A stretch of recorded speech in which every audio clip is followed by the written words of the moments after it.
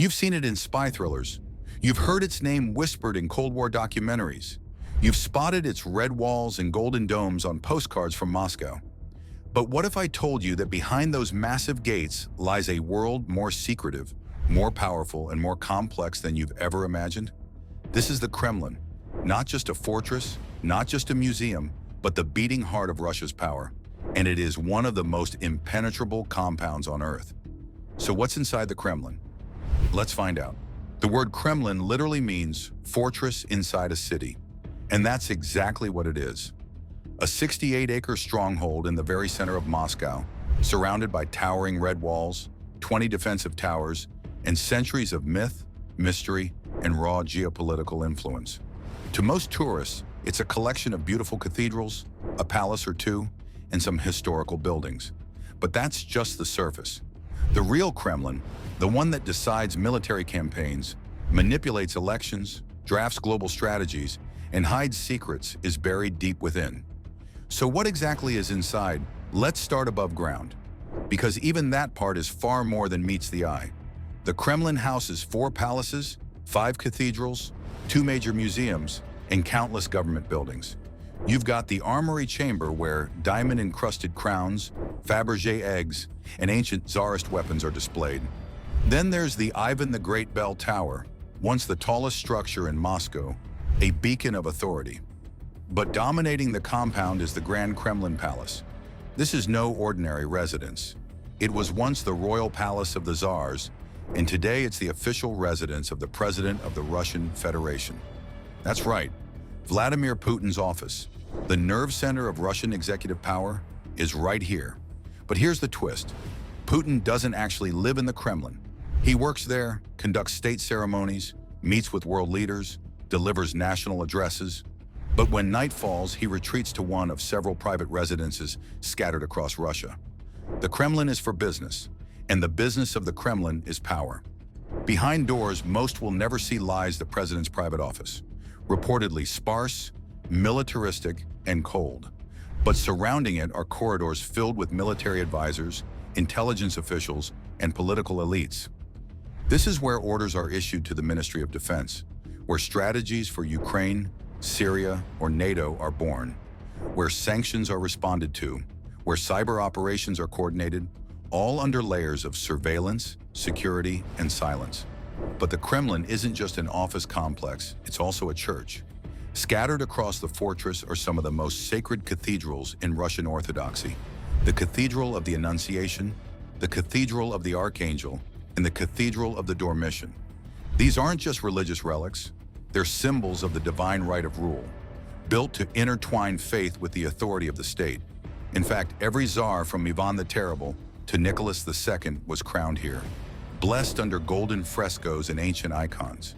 And even today, the Orthodox Church plays a powerful role in the Kremlin's decisions, spiritually backing the state's ambitions.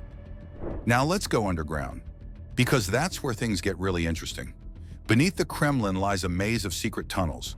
Some connect to the Ministry of Defense, others to nearby metro stations, and a few, allegedly, lead to bunkers deep beneath the city, built during the Cold War to survive nuclear war. One of the most whispered about structures is known as Metro 2, a supposed top-secret underground railway system running parallel to the Moscow Metro. Built for high-level officials, it's said to connect the Kremlin to strategic command centers, underground cities, and evacuation routes. The Russian government denies it exists, but dozens of journalists, defectors, and engineers have claimed otherwise. In fact, in 1994, a former Soviet official confirmed its existence in an interview. He was never heard from again. So what's really down there? Nobody knows for sure, but if the Kremlin's history tells us anything, it's that Russia never builds a fortress without an escape route. Above ground, security is absolute. Armed guards from the Federal Protective Service patrol the grounds 24/7. Surveillance systems cover every corner, and access is strictly controlled. Only a handful of global leaders have seen the inside of the Kremlin's inner sanctums. Presidents, prime ministers, and heads of state, and even they are usually confined to ceremonial rooms, gilded halls, and tightly monitored conference chambers, because the deeper you go, the fewer people are allowed to follow. So who actually works inside the Kremlin? Aside from the president, the Kremlin hosts the Security Council, Russia's top decision-making body for defense and national security. Its members include key military generals, intelligence chiefs, and close Putin allies. Then there's the presidential administration, the engine room of Kremlin policymaking. This is where political narratives are shaped, where media strategy is refined, and where loyalty is measured. Some even refer to it as the shadow government, because so many decisions are made not in public, but in whispered briefings behind closed doors. But not everything inside the Kremlin is modern. Some parts are frozen in time. Take the Tarim Palace, a section of the Grand Kremlin Palace that looks like something out of a fairy tale. With colorful tiles, medieval windows, and winding staircases, it's the oldest residence within the walls. And while it's rarely used today, it's said to be one of Putin's favorite private spaces, a retreat steeped in imperial nostalgia. And then there's the Tsar Cannon and the Tsar Bell, two enormous, record-breaking weapons that have never been fired. Why are they here? To send a message. To show that Russia's strength isn't just about war, it's about image, intimidation, and symbolism. Even the architecture speaks. Each brick of the Red Kremlin walls was laid with strategic intent. Each cathedral built to assert spiritual dominance. Each tower crowned with a star to remind the people who watches over them. But for all its grandeur, there's one part of the Kremlin the public will never see: the Situation Room. Buried deep within the complex, this is where Putin receives live updates from the military, where generals dial into secure briefings, where maps of Europe, Asia, and the Middle East are monitored in real time. Some say it rivals the Pentagon's war room in scope and security, and in moments of crisis, like the invasion of Crimea or the full-scale invasion of Ukraine, this is where the final calls are made. So when you see the Kremlin lit up at night, don't just think of it as a tourist attraction or a relic of history. Think of it as a machine, a fortress of influence, a place where past, present, and future collide, where every chandelier hides a camera, every antique door a bulletproof core, and every whisper echoes across continents.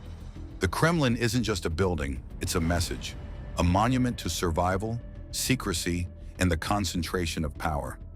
Because inside the Kremlin, the past still lives, and the future is being written, one decision at a time. So next time you see that red star glowing over Moscow, ask yourself, what's happening behind those walls right now? If you enjoyed this deep dive into the Kremlin, please leave us a like and subscribe. Did you know China also has a building like the Kremlin and White House? It's an even more mysterious and hidden building than both combined. Make sure you check out our video on it if you want to find out what's happening inside of this mysterious building. See you next time.